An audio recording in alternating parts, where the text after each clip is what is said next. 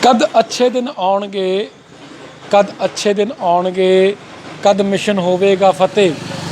कद अच्छे दिन आउणगे, कद मिशन होवेगा फतेह। लंबे समय तो आम जनता कर रही है इंतज़ार जी, पर एक गल समझ नहीं आई सरकार को इहो जिहा किहड़ा मीटर है, सरकार को इहो जिहा किहड़ा मीटर है जिहड़ा गैर ਜ਼ਰੂਰੀ ਨੂੰ ਇਹ ਜ਼ਰੂਰੀ ਕਹਿ ਦਿੰਦੇ ਨੇ ਤੇ ਜ਼ਰੂਰੀ ਨੂੰ ਕਰ ਦਿੰਦੇ गैर ਜ਼ਰੂਰੀ करार जी।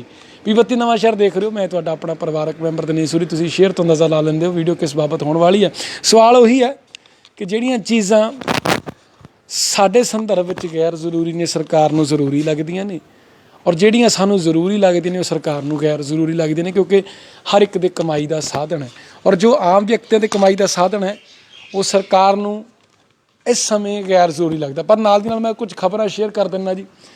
ਕੱਲ੍ਹ ਜੋਗਿੰਦਰ ਰਾਮ ਜੀ ਜਿਹੜੇ ਕੁਇਕ ਸਰਵਿਸ ਟੀਮ ਵਿੱਚ ਸੀਗੇ, ਕਰੋਨਾ ਦੀ ਕੁਇਕ ਸਰਵਿਸ ਟੀਮ ਵਿੱਚ ਸੀਗੇ, ਪੁਲਿਸ ਮੁਲਾਜ਼ਮ ਸੀ। ਉਹਨਾਂ ਦੀ 10 ਮਾਰਚ ਨੂੰ ਜਦੋਂ 10 ਮਾਰਚ ਨੂੰ ਉਹਨਾਂ ਦੀ ਡੈਥ ਹੋ ਗਈ ਸੀ ਕਰੋਨਾ ਪੀੜਤ ਹੋਣ ਕਰਕੇ। ਤਾਂ ਉਹਨਾਂ ਦੀ ਵਾਈਫ ਨੂੰ ਕੱਲ੍ਹ ਐਸਐਸਪੀ ਅਲਕਾ ਮੀਨਾ ਮੈਮ ਨੇ 50 ਲੱਖ ਰੁਪਏ ਦਾ ਜਿਹੜਾ ਚੈੱਕ ਹੈ ਉਹ ਭੇਟ ਕੀਤਾ ਹੈ ਸਰਕਾਰ ਵੱਲੋਂ। ਜਿਵੇਂ ਕਿਹਾ ਗਿਆ ਸੀ, ਜਿਹੜਾ ਕੁਇਕ ਰਿਸਪੌਂਸ ਟੀਮ ਵਿੱਚ ਪੁਲਿਸ ਮੁਲਾਜ਼ਮ ਨੇ ਜਿਹਨਾਂ ਦੀ ਡੈਥ ਹੋ ਜਾਂਦੀ ਹੈ ਕਰੋਨਾ ਦੇ ਵੇਲੇ, ਲੋਕਾਂ ਲਈ ਉਹ ਕੰਮ ਕਰਦੇ ਨੇ, 24 ਘੰਟੇ ਕੰਮ ਕਰਦੇ ਨੇ, 365 ਤੇ 65 ਦਿਨ ਕੰਮ ਕਰਦੇ ਨੇ। ਤਾਂ ਅਗਰ ਜਿਵੇਂ ਜੋਗਿੰਦਰ ਰਾਮ ਜੀ ਦੀ ਡੈਥ ਹੁੰਦੀ ਹੈ ਉਹ 10 ਮਾਰਚ ਨੂੰ, ਉਸ ਤੋਂ ਬਾਅਦ ਉਹਨਾਂ ਦੇ ਪਰਿਵਾਰ ਨੂੰ ਜਿਹੜਾ 50 ਲੱਖ ਰੁਪਏ ਦਾ ਇਹ ਚੈੱਕ ਭੇਟ ਕੀਤਾ ਗਿਆ, ਔਰ ਉਹਨਾਂ ਦੇ ਪੁੱਤਰ ਰਾਜ ਕੁਮਾਰ ਨੂੰ ਬਤੌਰ ਸਿਪਾਹੀ ਵੀ ਜਿਹੜਾ ਭਰਤੀ ਕੀਤਾ ਗਿਆ। ਤਾਂ ਇਹ ਸ਼ਲਾਘਾਯੋਗ ਕਦਮ ਹੈ ਸਰਕਾਰ ਵੱਲੋਂ, ਔਰ ਪੁਲਿਸ ਪ੍ਰਸ਼ਾਸਨ ਵੱਲੋਂ ਵੀ ਸ਼ਲਾਘਾਯੋਗ ਕਦਮ ਹੈ ਕਿ ਉਹਨਾਂ ਦੇ ਪੁੱਤਰ ਨੂੰ ਜਿਹੜਾ ਬਤੌਰ ਜਿਹੜਾ ਸਿਪਾਹੀ ਭਰਤੀ ਕੀਤਾ ਗਿਆ। ਹਮਦਰਦੀ ਹੈ ਸਾਡੀ ਪੂਰੀ ਪਰਿਵਾਰ ਦੇ ਨਾਲ, ਔਰ ਉਮੀਦ ਕਰਦੇ ਹਾਂ ਕਿ ਅੱਗੇ ਤੋਂ ਕਿਸੇ ਦੀ ਕੋਈ ਡੈਥ ਨਾ ਹੋਵੇ, ਸਾਰੇ ਤੰਦਰੁਸਤ ਰਹਿਣ, ਆਪਣੇ ਪਰਿਵਾਰ 'ਚ ਠੀਕ ਠਾਕ ਰਹਿਣ।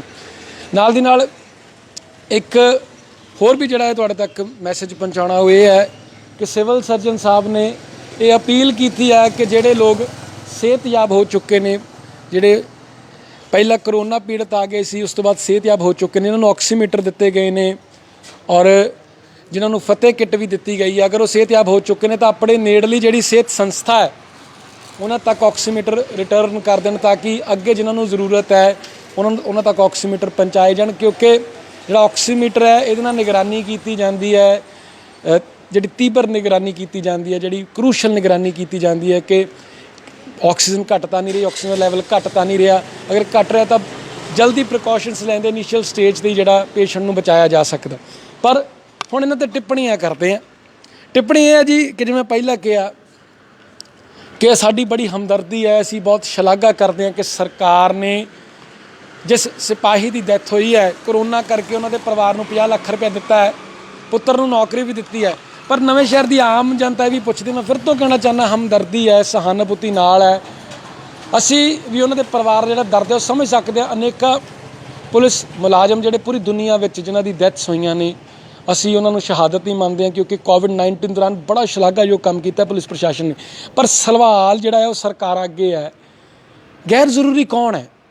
ਕਿ ਜਿਹੜਾ ਆਮ ਵਿਅਕਤੀ ਮਰ ਜਾਂਦਾ ਹੈ, ਕੋਈ ਰੇਹੜੀ ਵਾਲਾ ਮਰ ਜਾਂਦਾ ਹੈ ਕੋਵਿਡ ਕਰਕੇ, ਕਿ ਕੋਈ ਦੁਕਾਨਦਾਰ ਮਰ ਜਾਂਦਾ ਹੈ, ਕੋਈ ਮੈਡੀਕਲ ਟੀਮ ਤੋਂ ਮਰ ਜਾਂਦਾ ਹੈ, ਕਿ ਉਹ ਆਪਣੇ ਪਰਿਵਾਰ ਲਈ ਜ਼ਰੂਰੀ ਨਹੀਂ, ਕਿ ਉਹਨਾਂ ਦਾ ਹੱਕ ਨਹੀਂ ਬਣਦਾ ਕਿ ਥੋੜ੍ਹੇ ਬਹੁਤੇ ਪੈਸੇ ਉਹਨਾਂ ਦੇ ਘਰ ਵੀ ਦਿੱਤੇ ਜਾਣ, ਥੋੜ੍ਹਾ ਬਹੁਤਾ ਸਹਿਯੋਗ ਉਹਨਾਂ ਦਾ ਵੀ ਕੀਤਾ ਜਾਵੇ। ਨਵੇਂ ਸ਼ਹਿਰ ਵਿੱਚ ਆਪਾਂ ਆਏ ਦਿਨ ਸੁਣਦੇ ਹਾਂ 1 ਮੌਤ ਹੋ ਗਈ, 2 ਮੌਤਾਂ ਹੋ ਗਈਆਂ, 3 ਮੌਤਾਂ ਹੋ ਗਈਆਂ। ਹੋਪ ਹੌਸਪੀਟਲ ਦੇ ਵਿੱਚ ਥੋੜ੍ਹੇ ਦਿਨ ਪਹਿਲਾਂ ਵੀ ਇੱਕ ਰੇੜਕਾ ਪਿਆ ਸੀ, ਮੈਨੂੰ ਫੋਨ ਕਾਲਸ ਵੀ ਬੜੀਆਂ ਆਈਆਂ ਨੌਜਵਾਨ ਦੀਆਂ ਕਿ ਮੇਰੀ ਹੈਲਪ ਕਰੋ, ਮੇਰਾ 2,90,000 ਦਾ ਬਿੱਲ ਬਣ ਗਿਆ। ਤਸਵੀਰਾਂ ਵੀ ਮੇਰੇ ਕੋਲ ਨੇ। ਕਿ ਸਰਕਾਰ ਦਾ ਇਹ ਫਰਜ਼ ਨਹੀਂ ਬਣਦਾ ਕਿ ਜਿਹੜੇ ਬਿੱਲਸ ਨੇ ਉਹ ਨਿਰਧਾਰਿਤ ਕੀਤੇ ਜਾਣ, ਕਿ ਹਸਪਤਾਲਾਂ ਵਿੱਚ ਇਸ ਤੋਂ ਵੱਧ ਬਿੱਲ, ਕਿਉਂਕਿ ਐਪੀਡੈਮਿਕ ਹੈ, ਮਹਾਂਮਾਰੀ ਹੈ, ਲੋਕਾਂ ਦੇ ਖੀਸੇ ਪਾੜ ਦਿੰਦੇ ਨੇ, ਲੋਕਾਂ ਨੂੰ ਲੋਨ ਲੈਣੇ ਪੈ ਜਾਂਦੇ ਨੇ ਆਪਣੇ ਪਰਿਵਾਰ ਦੇ ਮੈਂਬਰਾਂ ਨੂੰ ਬਚਾਉਣ ਲਈ, ਤਾਂ ਵੀ ਨਹੀਂ ਬਚਦੇ।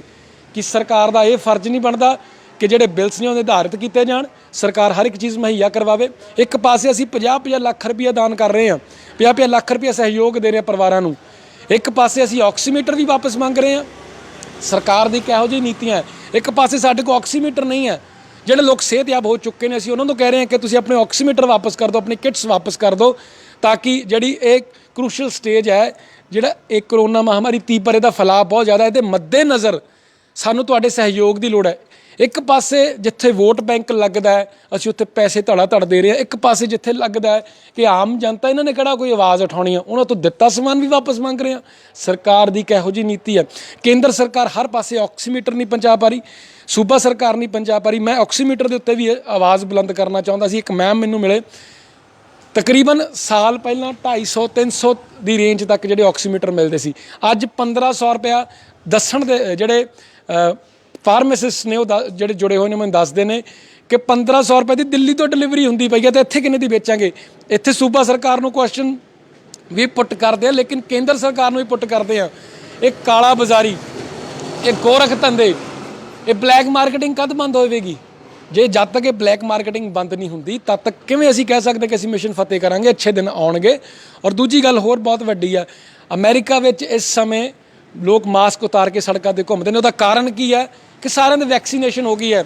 ਸਾਡੇ ਪ੍ਰਧਾਨ ਮੰਤਰੀ ਨੇ 6.5 ਕਰੋੜ ਜਿਹੜੇ ਕਰੋਨਾ ਦੀ ਵੈਕਸੀਨੇਸ਼ਨ ਦੇ ਇੰਜੈਕਸ਼ਨ ਸੀ ਉਹ ਵਿਦੇਸ਼ਾਂ ਵਿੱਚ ਭੇਜ ਦਿੱਤੇ ਨੇ। ਸਾਡੇ ਲੋਕਾਂ ਨੂੰ ਪਹਿਲੀ ਡੋਜ਼ ਵੀ ਨਹੀਂ ਮਿਲੀ। ਇੱਕ ਰਿਪੋਰਟ ਦੇ ਮੁਤਾਬਕ ਜੋ ਸਪੀਡ ਇਸ ਸਮੇਂ ਕੇਂਦਰ ਸਰਕਾਰ ਲੈ ਕੇ ਚੱਲ ਰਹੀ ਹੈ, ਕਿਉਂਕਿ ਪ੍ਰੋਡਕਸ਼ਨ ਉਹਨਾਂ ਦੇ ਥਰੂ ਹੋ ਰਹੀ ਹੈ, ਮੈਂ ਤਾਂ ਕਹਿ ਰਿਹਾ, ਉਸ ਹਿਸਾਬ ਨਾਲ ਉਸ ਦੇ ਮੁਤਲਕ ਅਗਰ ਉਸ 'ਤੇ ਸੋਚ ਵਿਚਾਰ ਕਰੀਏ ਤਾਂ 3.5-4 ਸਾਲ ਲੱਗ ਜਾਣੇ ਆ ਸਾਰਿਆਂ ਨੂੰ ਵੈਕਸੀਨੇਸ਼ਨ ਹੋਵੇ। ਤਦ ਤੱਕ 30-35 ਕਰੋੜ ਬੰਦਾ ਮਰ ਜਾਣਾ, ਪੂਰੇ ਵਰਲਡ ਦੀ ਮੈਂ ਗੱਲ ਕਰ ਰਿਹਾ। ਤਾਂ ਭਾਰਤ ਵਿੱਚ ਘੱਟੋ ਘੱਟ ਨਹੀਂ ਤਾਂ 1-2 ਕਰੋੜ ਮੌਤਾਂ ਹੋ ਜਾਣੀਆਂ। ਕੀ ਕਰ ਰਹੀ ਹੈ ਕੇਂਦਰ ਸਰਕਾਰ, ਸੂਬਾ ਸਰਕਾਰ? ਸਿਰਫ ਆਪਣੇ ਵਡਿਆਈਆਂ ਦੇ ਗੁਣਗਾਨ, ਆਪਣੀ ਵਾਹ ਕਰਕੇ ਗਲੇ ਬੈਠ ਗਏ ਨੇ ਇਹਨਾਂ ਦੇ। ਅਸੀਂ ਫਲਾਨਾ ਕੰਮ ਕਰਤਾ, ਉਹ ਕਰਤਾ, ਪਰ ਲੋਕ ਤਾਂ ਨਹੀਂ ਬਚ ਰਹੇ ਨਾ, ਲੋਕ ਮਰ ਰਹੇ ਨੇ। ਲੋਕਾਂ ਨੂੰ ਕਿਹਨੇ ਬਚਾਉਣਾ ਹੈ?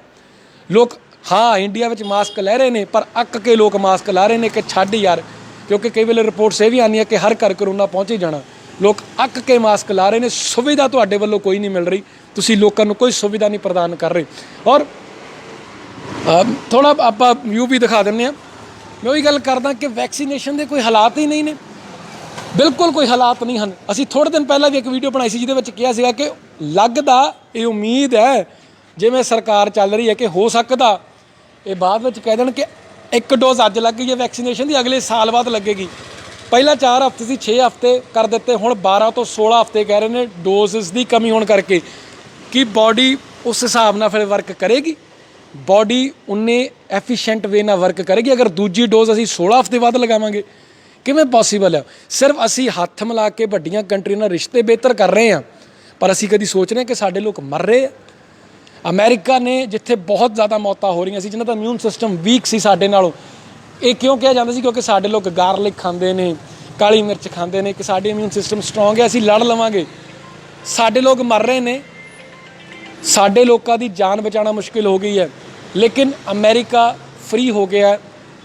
ਕਿਉਂ? ਕਿਉਂਕਿ ਉੱਥੇ ਵੈਕਸੀਨੇਸ਼ਨ ਹੋ ਚੁੱਕੀ, ਉਹਨਾਂ ਨੇ ਆਪਣੇ ਲੋਕਾਂ ਦੀ ਕਦਰ ਕੀਤੀ ਹੈ, ਰੈਲੀਆਂ ਨਹੀਂ ਕੱਢੀਆਂ। ਇੱਥੇ ਤਾਂ ਚੋਣ ਕਮਿਸ਼ਨ ਨੇ ਵੀ ਕੁਝ ਨਹੀਂ ਕੀਤਾ, ਵੱਡੀਆਂ ਵੱਡੀਆਂ ਰੈਲੀਆਂ ਕੱਢੀਆਂ ਗਈਆਂ, ਆਪਣੀ ਵਾਹ ਕੀਤੀ ਗਈ, ਆਪਣਾ ਗੁਣਗਾਨ ਕੀਤਾ ਗਿਆ। ਵੱਡੇ ਵੱਡੇ ਇਕੱਠ ਨੂੰ ਦੇਖ ਕੇ ਜਿਹੜੇ ਇਹ ਮੰਤਰੀ ਨੇ, ਇਹ CM ਨੇ, ਇਹ PM ਨੇ, ਇਹ ਗੱਦ ਉੱਠਦੇ ਨੇ ਕਿ ਮੇਰੀ ਰੈਲੀ ਵਿੱਚ ਐਡਾ ਇਕੱਠ ਹੈ। ਖੁਦ ਕਰੋਨਾ ਪੋਜ਼ੀਟਿਵ ਹੁੰਦੇ ਨੇ, 4 ਦਿਨ ਬਾਅਦ ਫਿਰ ਠੀਕ ਹੋ ਜਾਂਦੇ ਨੇ। ਪਰ ਆਮ ਪਬਲਿਕ ਜਿਹੜੀ ਹੈ, ਇੱਕ ਵਾਰੀ ਕਰੋਨਾ ਪੋਜ਼ੀਟਿਵ ਹੁੰਦੀ ਹੈ ਫਿਰ ਕਦੀ ਦੀਦਾਰ ਨਹੀਂ ਹੁੰਦੇ। ਫਿਰ ਉਹਨਾਂ ਦੇ ਪਰਿਵਾਰਕ ਮੈਂਬਰ ਰੋ ਕੇ ਕਹਿੰਦੇ ਨੇ ਕਿ ਇਹ ਮਾਸਕ ਲਾ ਦਿਓ, ਆਕਸੀਜਨ ਦਾ ਅਸੀਂ ਰੱਬ ਅੱਗੇ ਦੁਆਈ ਕਰ ਲੈਂਦੇ, ਕਿਉਂਕਿ ਸਰਕਾਰਾਂ ਤੇ ਪ੍ਰਸ਼ਾਸਨ ਤੇ ਕੋਈ ਭਰੋਸਾ ਨਹੀਂ ਰਹਿ ਗਿਆ ਲੋਕਾਂ ਨੂੰ। ਇੱਕ ਚੀਜ਼ ਮੈਂ ਹੋਰ ਕਲੀਅਰ ਕਰ ਦੇਵਾਂ, ਕੱਲ੍ਹ ਹੀ ਮੈਂ ਇੱਕ ਸੱਜਣ ਨਾਲ ਗੱਲ ਕਰ ਰਿਹਾ ਸੀ, ਉਹਨਾਂ ਨੇ ਕਿਹਾ ਕਿ ਥੋੜ੍ਹੇ ਜੀ ਸ਼ੁਕਰੀਆ ਕੁਝ ਸਮੇਂ ਪਹਿਲਾਂ ਇਹ ਕਿਹਾ ਜਾਂਦਾ ਸੀਗਾ ਕਿ ਫਲਾਨੇ ਕਿੱਤੇ 'ਚ ਬੇਟਾ ਤੁਸੀਂ ਅੱਗੇ ਜਾ ਕੇ ਜੇ ਥੋੜ੍ਹਾ ਆਪਾਂ ਅੱਗੇ ਆ ਜੇ, ਤੁਸੀਂ ਸਾਈਡ 'ਤੇ ਕਿਉਂ ਹੋ ਰਹੇ ਹੋ? ਮੈਂ ਵੀ ਧੁੱਪ 'ਚ ਖੜਾ। ਅਤੇ ਪਹਿਲਾਂ ਥੋੜ੍ਹੀ ਦੇਰ ਪਹਿਲਾਂ ਇਹ ਕਿਹਾ ਜਾਂਦਾ ਸੀਗਾ ਕਿ ਕਿੱਤਾ ਉਹ ਕਰਨਾ, ਘੁਮਾ ਦਿਓ ਇੱਕ ਵਾਰੀ ਕੈਮਰੇ ਨੂੰ ਇਸ ਪਾਸੇ, ਕਿੱਤਾ ਉਹ ਚੂਜ਼ ਕਰਨਾ ਜਿਸ ਵਿੱਚ ਇੱਜ਼ਤ ਜ਼ਿਆਦਾ ਹੈ। ਡਾਕਟਰ ਬਣਨਾ ਇੱਜ਼ਤ ਜ਼ਿਆਦਾ, ਵਕੀਲ ਬਣਨਾ ਇੱਜ਼ਤ ਜ਼ਿਆਦਾ ਹੈ, ਪੋਲੀਟੀਸ਼ੀਅਨ ਬਣੋ ਇੱਜ਼ਤ ਜ਼ਿਆਦਾ ਹੈ। ਪਰ ਅੱਜ ਕੱਲ੍ਹ ਕਹਿ ਰਹੇ ਨੇ ਕਿ ਉਹ ਕਿੱਤਾ ਚੂਜ਼ ਕਰੋ, ਇਹ 'ਚ ਪੈਸਾ ਜ਼ਿਆਦਾ ਹੈ। ਕਿਤੇ ਨਾ ਕਿਤੇ ਲਾਸਟ ਈਅਰ ਬਹੁਤ ਸ਼ਲਾਘਾਯੋਗ ਕੰਮ ਕੀਤਾ ਸੀ, ਅੱਜ ਵੀ ਕਰ ਰਹੇ ਨੇ। ਨਰਸਿਸ ਬਹੁਤ ਸ਼ਲਾਘਾਯੋਗ ਕੰਮ ਕਰ ਰਹੇ ਨੇ, ਜਿਹੜੇ ਕੋਵਿਡ ਦੇ ਟੀਮਸ ਦੇ ਵਿੱਚ ਨੇ ਉਹ ਬਹੁਤ ਸ਼ਲਾਘਾਯੋਗ ਕੰਮ ਕਰ ਰਹੇ ਨੇ ਡਾਕਟਰ, ਕਿਉਂਕਿ ਹਰ ਵੇਲੇ ਜਾਨ ਤਲੀ 'ਤੇ ਧਰੀ ਹੋਈ ਹੈ। ਪਰ ਕੁਝ ਹਾਲੇ ਵੀ ਲੁੱਟਣ 'ਤੇ ਲੱਗੇ ਹੋਏ ਨੇ। ਤੁਹਾਨੂੰ ਖੰਘ ਆ ਰਹੀ ਹੈ ਮਾਈਨਰ ਜੀ, ਜਾਓ CT ਸਕੈਨ ਕਰਾ ਕੇ ਆਓ। 4000 ਦੀ CT ਸਕੈਨ ਹੈ, ਵਿੱਚ 2000 ਡਾਕਟਰ ਦਾ। ਫਿਰ ਸਾਰੇ ਪਰਿਵਾਰ ਨੂੰ ਹੀ ਕੱਢ ਦਿੰਦੇ ਨੇ, ਫਿਰ ਇਕੱਲੇ ਤੇ ਐਲੀਗੇਸ਼ਨ ਲਾ ਦਿੰਦੇ ਤੈਨੂੰ ਫਲਾਣੇ ਤੋਂ ਹੋ ਗਈ ਕਰੋਨਾ। ਤੈਨੂੰ ਇੱਕ ਮੈਂ ਰਿਪੋਰਟ ਹੋਰ ਪੜ੍ਹਿਆ ਸੀ, ਕਹਿੰਦੇ ਜਿਹਨੂੰ ਟਾਈਫਾਈਡ ਉਹਨੂੰ ਕਰੋਨਾ ਹੈ ਹੀ, ਫਿਰ ਇਸ ਤਰੀਕੇ ਦਾ ਜ਼ਿੰਦਗੀ 'ਚ ਇੱਕ ਅੱਧੀ ਵਾਰ ਸਾਰਿਆਂ ਨੂੰ ਟਾਈਫਾਈਡ ਹੋ ਜਾਂਦਾ, ਨਮੂਨੀਆ ਹੋ ਜਾਂਦਾ, ਫਿਰ ਸਾਰਿਆਂ ਨੂੰ ਕਰੋਨਾ ਕੱਢ ਦਿਆਂਗੇ ਤਾਂ ਬਚੇਗਾ ਕੌਣ? ਜਦੋਂ ਕੋਈ ਬਚੇਗਾ ਨਾ ਤਾਂ ਤੁਹਾਡੇ ਤੋਂ ਦਵਾਈ ਕੌਣ ਲਏਗਾ? ਹੱਲ ਕੋਈ ਨਹੀਂ ਦੱਸ ਰਿਹਾ, ਸਿਰਫ ਡਰਾ ਕੇ ਆਪਣਾ ਵਪਾਰ ਕਰਨ ਦੀ ਕੋਸ਼ਿਸ਼ ਕੀਤੀ ਜਾ ਰਹੀ ਹੈ। ਹਰ ਇੱਕ ਬੰਦਾ ਇਸ ਸਮੇਂ ਵਪਾਰੀ ਬਣਿਆ ਹੋਇਆ, ਹਰ ਇੱਕ ਜਗ੍ਹਾ ਵਪਾਰੀ, ਇਹੀ ਬਿਜ਼ਨਸ ਹੀ ਚੱਲ ਰਿਹਾ। ਹਰ ਇਉਂ ਪ੍ਰਤੀਤ ਹੋ ਰਿਹਾ ਕਿ ਹਰ ਇੱਕ ਬੰਦੇ ਨੇ MBA ਕਰ ਲਈ ਹੈ, corona the master of business administration ਕਰ ਲਈ ਹੈ ਕਿ ਆਹ ਕਰੋਨਾ ਹੱਥ ਆ ਗਿਆ, ਹੁਣ ਇਹਦੇ ਥਰੂ ਲੱਖਾਂ ਰੁਪਈਆ ਚੁੰਡਣਾ ਲੋਕਾਂ ਨੂੰ, ਇਹਦੇ ਥਰੂ ਲੋਕਾਂ ਦੀ ਚੰਮ ਲਾ ਦੇਣੀ ਆ, ਇਹਦੇ ਥਰੂ ਲੋਕਾਂ ਨੂੰ, ਜੇ ਲੋਕ ਗਿੜਗੜਾਉਂਦੇ ਨੇ ਤਾਂ ਗਿੜਗੜਾਉਣ, ਅਸੀਂ ਆਪਣੀ ਕਿਸਮਤ ਚਮਕਾਉਣੀ ਆ। ਲੋਕਾਂ ਨੂੰ ਇਸ ਵਾਰ ਪੂਰਾ ਰਗੜਨਾ। ਜੇ ਕਿਸੇ ਕੋਲ ਪੈਸੇ ਨਹੀਂ ਆ, ਜ਼ਮੀਨ ਤਾਂ ਹੈ, ਤਾਂ ਇਹ ਸਥਿਤੀ ਬਣ ਗਈ ਹੈ। ਲੋਕ ਇਕੱਲੇ ਆਪਣੇ ਮੈਸੇजेस ਭੇਜਦੇ ਨੇ ਸਾਡੇ ਤੱਕ, ਆਪਣੀ ਪਰੇਸ਼ਾਨੀਆਂ ਭੇਜਦੇ ਨੇ। ਤਾਂ ਇਸ ਕਰਕੇ ਸਰਕਾਰਾਂ ਨੂੰ ਬੇਨਤੀ ਹੈ, ਤੁਸੀਂ ਕੁਝ ਨਹੀਂ ਕਰਨਾ, ਸਾਨੂੰ ਪਤਾ ਤੁਸੀਂ ਕੁਝ ਨਹੀਂ ਕਰਨਾ, ਘੱਟੋ ਘੱਟ ਰੂਲਸ ਹੀ ਸਖਤ ਬਣਾ ਦਿਓ। ਹੁਣ 2022 ਤੋਂ ਪਹਿਲਾਂ ਮੈਨੂੰ ਉਮੀਦ ਹੈ ਕਰੋਨਾ ਖਤਮ ਹੋ ਜਾਣਾ ਪੰਜਾਬ 'ਚੋਂ, ਤਾਂ ਘੱਟੋ ਘੱਟ ਕਰੋਨਾ 2022 ਤੋਂ ਪਹਿਲਾਂ ਖਤਮ ਹੋ ਜਾਣਾ, ਕਿਉਂਕਿ ਵੋਟਾਂ ਨੇ। ਔਰ ਪਰ ਜੇ ਤੁਸੀਂ ਹੋਰ ਕੁਝ ਵੀ ਨਹੀਂ ਕਰਨਾ, ਘੱਟੋ ਘੱਟ ਇੱਕ ਦੂਜੇ ਦਾ ਸਾਥ ਤਾਂ ਦੇ ਦਿਓ। ਪੋਲੀਟੀਕਲ ਪਾਰਟੀਆਂ ਹੀ ਇਕੱਠੀਆਂ ਹੋ ਜਾਓ, ਰਲ ਕੇ ਲੋਕਾਂ ਦਾ ਸਹਿਯੋਗ ਕਰ ਦਿਓ। ਆਹ ਦੁਕਾਨਾਂ ਬੰਦ ਦੇਖੋ, ਇਹ ਗੈਰ ਜ਼ਰੂਰੀ ਨੇ ਸਾਰੀਆਂ। ਠੇਕੇ ਜਾ ਕੇ ਦੇਖੋ ਖੁੱਲ੍ਹੇ ਨੇ, ਇਹ ਗੈਰ ਜ਼ਰੂਰੀ ਦੁਕਾਨਾਂ ਨੇ ਸਾਰੀਆਂ। ਇਹ ਉਹ ਦੁਕਾਨਾਂ ਨੇ ਜਿੱਥੋਂ ਇਹ ਦੁਕਾਨਦਾਰ ਆਪਣੇ ਬੱਚਿਆਂ ਨੂੰ ਸਕੂਲ ਦੀ ਫੀਸ ਪੇ ਕਰਦੇ ਨੇ। ਇਹ ਉਹ ਦੁਕਾਨਾਂ ਨੇ ਜਿੱਥੋਂ ਦੁਕਾਨਦਾਰ ਆਪਣੇ ਬੱਚਿਆਂ ਦੇ ਵਿਆਹ ਕਰਦੇ ਨੇ, ਬਜ਼ੁਰਗਾਂ ਨੂੰ ਦਵਾਈਆਂ ਲੈ ਕੇ ਦਿੰਦੇ ਨੇ। ਇਹ ਉਹ ਗੈਰ ਜ਼ਰੂਰੀ ਦੁਕਾਨਾਂ ਨੇ। ਪਰ ਇਹਨਾਂ ਗੈਰ ਜ਼ਰੂਰੀ ਦੁਕਾਨਾਂ ਦੇ ਇਹਨਾਂ ਨੇ ਬਿੱਲ ਜ਼ਰੂਰ ਦੇਣੇ ਨੇ, ਬਿਜਲੀ ਦੇ ਬਿੱਲ ਦੇਣੇ ਨੇ, ਇਹਨਾਂ ਨੇ ਗੈਰ ਜ਼ਰੂਰੀ ਦੁਕਾਨਾਂ 'ਤੇ ਕਿਰਾਏ ਦੇਣੇ ਨੇ, ਇਹਨਾਂ ਗੈਰ ਜ਼ਰੂਰੀ ਦੁਕਾਨਾਂ ਤੋਂ ਇੰਪਲੋਈਜ਼ ਜਿਹੜੇ ਨੇ ਉਹਨੇ ਤਨਖਾਹਾਂ ਦੇਣੀਆਂ ਨੇ। ਇਹਦੇ ਬਾਰੇ ਕੋਈ ਸੋਚ ਹੀ ਨਹੀਂ ਰਿਹਾ, ਨਾ ਕੇਂਦਰ ਸਰਕਾਰ ਨਾ ਸੂਬਾ ਸਰਕਾਰ। ਬਸ ਅਸੀਂ ਰੂਲ ਬਣਾਤਾ ਕਿ ਇੱਦਾਂ ਕਰੋਨਾ ਖਤਮ ਹੋ ਜਾਣਾ। ਹੁਣ ਸਪੋਜ਼ 1 ਮਿੰਟ ਤੇ ਮੰਨ ਲੈਂਦੇ ਹਾਂ ਕਿ ਕਿਸੇ ਕੋਲ ਕੋਈ ਕਰੋਨਾ ਪੇਸ਼ੈਂਟ ਹੈ, ਉਹ ਤਾਂ ਸੋਮਵਾਰ ਵੀ ਇੱਥੇ ਵਿਚਰ ਸਕਦਾ, ਮੰਗਲਵਾਰ ਵੀ ਵਿਚਰ ਸਕਦਾ, ਬੁੱਧਵਾਰ ਵੀ ਵਿਚਰ ਸਕਦਾ, ਸੈਟਰਡੇ ਸੰਡੇ ਨਹੀਂ ਆਊਗਾ ਤਾਂ ਕੀ ਹੋਏਗਾ? ਅਸੀਂ ਕਿਵੇਂ ਚੇਨ ਤੋੜਾਂਗੇ? ਕੁਝ ਨਹੀਂ ਕਰ ਰਹੇ। ਮੈਂ ਤਾਂ ਇੱਕ ਹੋਰ ਚੀਜ਼ ਬੇਨਤੀ ਕਰਨਾ ਚਾਹੁੰਦਾ। ਇੱਕ ਪਾਸੇ 3.25 ਲੱਖ ਕਰੋੜ ਦੇ ਥੱਲੇ ਜਿਹੜੀ ਸਰਕਾਰ ਹੈ ਉਹ ਅੰਡਰ ਆ ਚੁੱਕੀ, ਔਰ ਇਹ ਵੀ ਸੁਣਿਆ ਜਾਂਦਾ ਕਿ ਬਹੁਤ ਜਲਦੀ 2024 ਕਹਿੰਦੇ ਨੇ, ਪਰ ਉਸ ਤੋਂ ਵੀ ਪਹਿਲਾਂ ਮੈਨੂੰ ਲੱਗਦਾ ਕਿ 4.25 ਲੱਖ ਕਰੋੜ ਦਾ ਕਰਜ਼ਾ ਸਾਡੀ ਸੂਬਾ ਸਰਕਾਰ ਦੇ ਉੱਤੇ ਆ ਜਾਣਾ। ਜਦ ਸਾਡੇ ਸਿਰ ਇੰਨੇ ਕਰਜ਼ੇ ਨੇ ਤਾਂ ਕਿਉਂ ਨਾ ਕੇਂਦਰ ਸਰਕਾਰ ਤੋਂ ਹੋਰ ਹੈਲਪ ਲੈ ਕੇ ਘੱਟੋ ਘੱਟ ਸਾਰੇ ਦੇ ਬਿਜਲੀ ਦੇ ਬਿੱਲ ਦੇ ਦਿਓ ਯਾਰ। 15 ਲੱਖ ਮੋਦੀ ਸਾਹਿਬ ਨੇ ਵਾਅਦਾ ਕੀਤਾ ਸੀ, ਕਿਉਂ ਨਾ ਇਹਨਾਂ ਸਾਰਿਆਂ ਦੇ ਬਿਜਲੀ ਦੇ ਬਿੱਲ ਦੇ ਦਿੱਤੇ ਜਾਣ, ਇਹਨਾਂ ਦੇ ਇੰਪਲਾਈਜ਼ ਨੂੰ ਤਨਖਾਹ ਦੇ ਦਿੱਤੀ ਜਾਵੇ। ਅੱਧਾ ਤੁਸੀਂ ਪੇ ਕਰ ਦਿਓ, ਅੱਧਾ ਮਾਫ ਕਰਵਾ ਦਿਓ, ਇਹ ਲੋਕ ਤੁਹਾਨੂੰ ਵੈਸੇ ਹੀ ਵੋਟਾਂ ਪਾ ਦੇਣਗੇ। ਪਰ ਨਹੀਂ, ਇੱਦਾਂ ਹੋਣਾ ਨਹੀਂ ਹੈ, ਕਿਉਂਕਿ ਸਾਨੂੰ ਵੇਲ ਨਹੀਂ ਆ ਆਪਣੇ ਪਰਸਨਲ ਫੋਨ ਕਾਲਸ ਤੋਂ, ਆਪਣੇ ਗੇੜੀਆਂ ਤੋਂ, ਆਪਣੇ ਘੁੰਮਣ ਤੋਂ, ਆਪਣੇ ਵਿਦੇਸ਼ੀ ਟੂਰਾਂ ਤੋਂ। ਮੈਂ ਸਾਰੇ ਮੰਤਰੀਆਂ ਦੀਆਂ ਗੱਲਾਂ ਕਰ ਰਿਹਾ, ਕਿਉਂਕਿ ਸਾਨੂੰ ਵੇਲ ਨਹੀਂ ਆ ਆਪਣੀ ਐਸ਼ ਪ੍ਰਸਤੀ ਤੋਂ। ਪੋਲੀਟੀਕਲ ਇੱਕ ਪ੍ਰੋਫੈਸ਼ਨ ਬਣ ਚੁੱਕਿਆ, ਪੋਲੀਟਿਕਸ ਇੱਕ ਪ੍ਰੋਫੈਸ਼ਨ ਬਣ ਚੁੱਕਿਆ। ਜਿਵੇਂ ਐਕਟਰਸ ਹੁੰਦੇ ਸੀ, ਅੱਜ ਕੱਲ੍ਹ ਸਾਡੇ ਲੀਡਰਸ ਬਹੁਤ ਵੱਡੇ ਐਕਟਰ ਬਣ ਚੁੱਕੇ ਨੇ। ਸਕ੍ਰਿਪਟ ਬਣਦੀ ਹੈ, ਯਾਦ ਕਰਦੇ ਨੇ, ਪੜ੍ਹਦੇ ਨੇ, ਸਟਾਈਲ ਨਾਲ ਬੋਲਦੇ ਨੇ, ਗੁਰੂ ਇਹ ਕਰ ਦੂੰਗਾ ਜਾਂ ਫਲਾਣੇ ਮੈਂ ਇਹ ਕਰ ਦੂੰਗਾ। ਇੱਕ ਦੂਜੇ ਨੂੰ ਨਿੰਦਦੇ ਨੇ, ਸਟੇਜਾਂ 'ਤੇ ਆ ਕੇ ਸ਼ੇਰੋ ਸ਼ਾਇਰੀ ਕਰਦੇ ਨੇ। That's it. ਜਨਤਾ ਸਿਰਫ ਰੱਬ ਦੇ ਹਾਲ 'ਤੇ ਹੈ, ਜਨਤਾ ਦਾ ਸਿਰਫ ਰੱਬ ਹੀ ਬਾਲੀ ਹੈ। ਤਾਂ ਕੋਈ ਕਮੈਂਟ ਆ ਰਿਹਾ ਹੋਵੇ ਤਾਂ ਜ਼ਰੂਰ। 18+ ਦੇ ਟੀਕਾਕਰਨ ਦੀ ਗੱਲ ਕਰ ਰਹੇ ਹੋ ਤਾਂ ਮੈਂ ਦੱਸ ਦਿੰਦਾ ਜੀ, 18+ ਦਾ ਜਿਹੜਾ ਟੀਕਾ ਇਹ ਕਰ ਰਹੇ ਨੇ, ਉਹ ਜਾਂ ਤੁਸੀਂ ਕੰਸਟਰਕਸ਼ਨ ਬਿਜ਼ਨਸ ਵਿੱਚ ਹੋ, ਲੇਬਰਰ ਹੋ, ਉਹਨਾਂ ਨੂੰ ਪਹਿਲ ਦਿੱਤੀ ਜਾ ਰਹੀ ਹੈ। ਔਰ ਜਾਂ ਕੋਮੋਰਬਿਲਿਟੀ ਦੀ ਗੱਲ ਕੀਤੀ ਜਾਂਦੀ ਹੈ ਕਿ ਸਪੋਜ਼ ਕੋਈ ਬੰਦਾ ਇੱਕ ਤੋਂ ਵੱਧ ਡਿਸੀਜ਼ ਨਾਲ ਪੀੜਿਤ ਹੈ, ਉਹਨੂੰ ਇੱਕ ਤੋਂ ਵੱਧ ਬਿਮਾਰੀ ਹੈ, ਤਾਂ ਉਹਨਾਂ ਨੂੰ ਪਹਿਲ ਦਿੱਤੀ ਜਾਂਦੀ ਹੈ। ਉਹਨਾਂ ਦੇ ਇੰਜੈਕਸ਼ਨ ਲੱਗ ਰਹੇ ਨੇ 18 ਤੋਂ 44 ਦੇ ਜਿਹੜਾ ਏਜ ਰੇਸ਼ੋ ਆ। ਪਰ ਸਾਰਿਆਂ ਦੇ ਨਹੀਂ ਲੱਗ ਰਿਹਾ, ਕਿਉਂਕਿ ਮੈਂ ਲਗਵਾ ਕੇ ਆਇਆ ਸੀ, ਉਸ ਤੋਂ ਬਾਅਦ ਮੈਨੂੰ ਬੜੀਆਂ ਕਾਲਸ ਆਈਆਂ ਸੀਗੀਆਂ। ਉਹਦਾ ਰੀਜ਼ਨ ਇਹੀ ਹੈ ਕਿ ਅਸੀਂ ਫਰੰਟ ਲਾਈਨ ਵਰਕਰ ਦੇ ਤੌਰ 'ਤੇ ਆਉਂਦੇ ਹਾਂ। ਜਿਹੜੇ ਪੱਤਰਕਾਰ ਨੇ ਉਹਨਾਂ ਨੂੰ ਸਰਕਾਰ ਨੇ ਇਹ ਪ੍ਰਿਵਿਲੇਜ ਦਿੱਤੀ ਹੈ ਕਿ ਉਹ ਇੰਜੈਕਸ਼ਨ ਲਗਵਾ ਸਕਦੇ ਨੇ, ਕਿਉਂਕਿ ਅਸੀਂ ਫੀਲਡ ਵਿੱਚ ਘੁੰਮਦੇ ਹਾਂ। ਤਾਂ ਇਸ ਕਰਕੇ ਉਹ ਮੇਰੇ ਇੰਜੈਕਸ਼ਨ ਤਾਂ ਲੱਗ ਗਿਆ ਸੀ। ਮੈਂ 18 ਤੋਂ 44 ਦੀ ਰੇਸ਼ੋ ਵਿੱਚ ਇਹਨਾਂ, ਪਰ ਸਾਰਿਆਂ ਦੇ ਨਹੀਂ ਉਹ ਪੋਸੀਬਲ, ਕਿਉਂਕਿ ਹਾਲ ਦੀ ਘੜੀ ਜਿਹੜਾ ਇਹਨਾਂ ਨੇ ਕੈਟਾਗਰੀ ਬਣਾਈ ਹੈ ਉਹ ਇੱਦਾਂ ਹੀ ਹੈ ਕਿ ਅਗਰ ਤੁਸੀਂ ਕੰਸਟਰਕਸ਼ਨ ਵਿੱਚ ਹੋ, ਤੁਸੀਂ ਲੇਬਰਰ ਹੋ, ਤਾਂ ਤੁਹਾਡੇ ਇੰਜੈਕਸ਼ਨ ਲੱਗ ਜਾਏਗਾ। ਜਾਂ ਤੁਹਾਨੂੰ ਅਗਰ 2 ਬਿਮਾਰੀਆਂ ਤੋਂ ਤੁਸੀਂ ਪੀੜਤ ਹੋ, ਹਾਰਟ ਡਿਸੀਜ਼ ਤੋਂ, ਸ਼ੂਗਰ ਤੋਂ, ਜਾਂ ਕੋਈ ਵੀ 2 ਬਿਮਾਰੀਆਂ, ਕੋਈ ਵੀ ਹੋ ਸਕਦੀ, BP ਹੋ ਸਕਦੀ, ਸ਼ੂਗਰ ਹੋ ਸਕਦੀ ਆ, ਕੋਈ ਬਿਮਾਰੀਆਂ ਨੇ ਉਹਨਾਂ ਤੋਂ ਪੀੜਤ ਹੋ ਇੱਕ ਤੋਂ ਜ਼ਿਆਦਾ, ਤਾਂ ਤੁਹਾਨੂੰ ਜਿਹੜਾ ਕਰੂਸ਼ਲੀ ਤੁਹਾਨੂੰ ਪਹਿਲਾਂ ਹੀ ਇੰਪੋਰਟੈਂਸ ਦਿੰਦੇ ਹੋਏ ਤੁਹਾਡਾ ਜਿਹੜਾ ਵੈਕਸੀਨੇਸ਼ਨ ਕੀਤੀ ਜਾਂਦੀ ਹੈ। ਪਰ ਇੱਕ ਚੀਜ਼ ਹੋਰ ਸੀਗੀ, ਕੁਝ ਲੋਕ ਘਬਰਾਹਟ ਵਿੱਚ ਵੀ ਸੀਗੇ ਕਿ ਯਾਰ ਸਿੱਧੀ ਵੈਕਸੀਨੇਸ਼ਨ ਹੋ ਜਾਂਦੀ ਹੈ ਇੰਜੈਕਸ਼ਨ ਲੱਗ ਜਾਂਦਾ, ਸਾਡੇ ਮਨ 'ਚ ਡਿਸਕੰਫਰਟਨੈਸ ਹੁੰਦੀ ਹੈ ਕਿ ਸਾਨੂੰ ਹੋਰ ਕੋਈ ਬਿਮਾਰੀ ਤੋਂ ਵੀ ਅਸੀਂ ਪਹਿਲਾਂ ਹੀ ਪੀੜਤ ਚੱਲਦੇ ਹਾਂ। ਤਾਂ ਉਹਦੇ ਲਈ ਤੁਸੀਂ ਜ਼ਰੂਰ ਆਪਣੇ ਡਾਕਟਰ ਨੂੰ ਪਹਿਲਾਂ ਬੀਪੀ ਚੈੱਕ ਕਰਵਾ ਲਓ। ਅਗਰ ਤੁਸੀਂ ਵਰਿਡ ਹੋ ਤਾਂ ਕਹਿ ਰਿਹਾ ਤੁਸੀਂ ਬੀਪੀ ਚੈੱਕ ਕਰਵਾ ਲਓ, ਆਪਣੀ ਸ਼ੂਗਰ ਚੈੱਕ ਕਰਵਾ ਲਓ ਅਗਰ ਤੁਸੀਂ ਵਰਿਡ ਹੋ।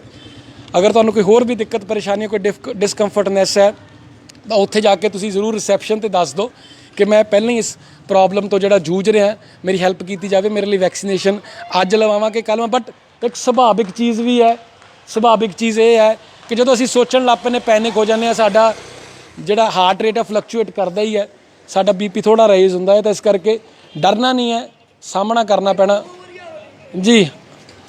ਆ ਜਾ ਪਿੱਛੇ ਕਾਫੀ ਦੇਰ ਤੋਂ ਇਸ਼ਾਰਾ ਕਰ ਰਹੇ ਹੋ ਜੀ।